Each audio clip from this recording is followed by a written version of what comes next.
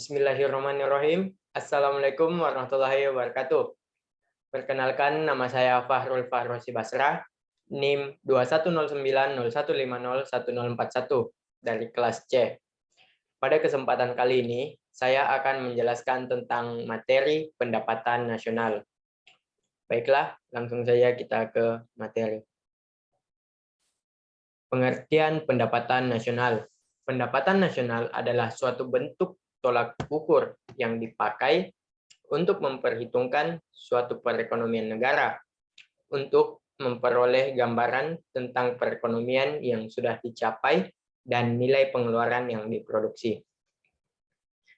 Dalam pengertian lain, pendapatan nasional juga dapat diartikan sebagai nilai total output akhir suatu negara dari semua barang dan jasa baru yang diproduksi dalam satu tahun.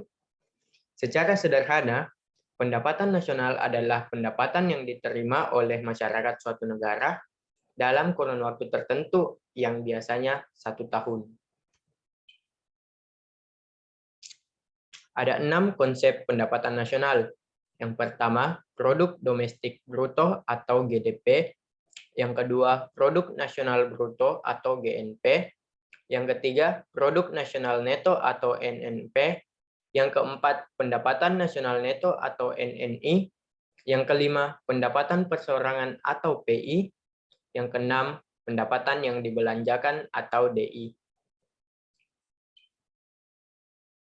Produk domestik bruto atau GDP adalah jumlah produk yang dihasilkan oleh unit-unit produksi dalam bentuk barang atau jasa di dalam batas wilayah tertentu pada suatu negara selama 1 tahun.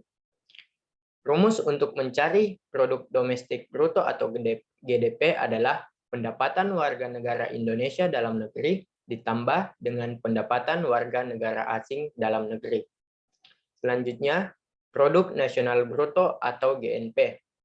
Produk nasional bruto merupakan nilai produk berupa barang atau jasa yang dihasilkan oleh penduduk suatu negara dalam 1 tahun.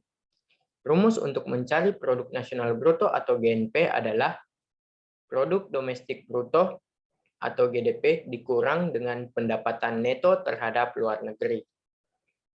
Selanjutnya, produk nasional neto atau NNP.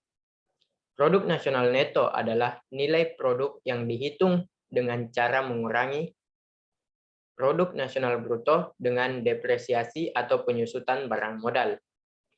Rumus untuk mencari produk nasional neto adalah produk nasional bruto dikurang dengan penyusutan barang modal. Selanjutnya, pendapatan nasional neto atau NNI merupakan pendapatan nasional yang dihitung berdasarkan jumlah balas jasa yang diterima oleh masyarakat sebagai pemilik faktor produksi. Rumus untuk mencari pendapatan nasional neto adalah produk nasional neto dikurang dengan pajak tidak langsung. Selanjutnya, pendapatan perseorangan atau PI. Pendapatan perseorangan merupakan pendapatan yang diterima oleh setiap orang dalam suatu masyarakat negara, misalnya seperti gaji karyawan. Rumus untuk mencari pendapatan perseorangan yaitu pendapatan nasional neto dikurangi dengan pajak perusahaan, dikurangi dengan iuran, dikurang lagi dengan laba ditahan, dan ditambah dengan transfer payment atau biaya transfer. Selanjutnya, pendapatan yang siap dibelanjakan. Pendapatan yang siap dibelanjakan atau DI adalah pendapatan yang siap digunakan untuk membeli barang atau jasa konsumsi, dan sisanya digunakan untuk menjadi tabungan yang disalurkan menjadi investasi. Pendapatan ini sering juga disebut dengan disposable income. Rumus untuk mendapatkan pendapatan yang siap dibelanjakan yaitu pendapatan perseorangan dikurang dengan pajak langsung. Selanjutnya, cara menghitung pendapatan nasional. Cara menghitung pendapatan nasional ada 3. Yang pertama, pendekatan pendapatan. Pendekatan pendapatan perhitungannya dilakukan dengan menjumlahkan seluruh pendapatan dimulai dari upah, sewa, bunga, hingga laba yang diterima oleh rumah tangga konsumsi dalam suatu negara pada satu periode tertentu.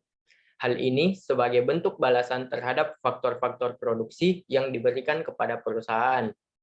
Yang kedua, pendekatan produksi. Pendekatan produksi yaitu cara menghitungnya dilakukan dengan cara menambahkan seluruh nilai produk berupa jasa atau barang jadi yang dihasilkan oleh suatu negara dari bidang agraris, industri, jasa, ekstraktif, dan niaga. Yang terakhir, pendekatan pengeluaran.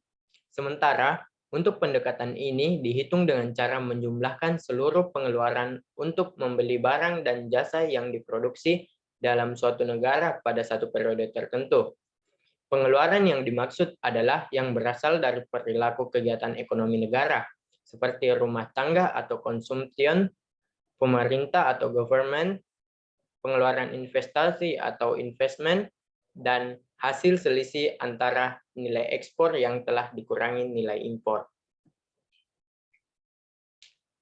Selanjutnya, tujuan menghitung pendapatan nasional.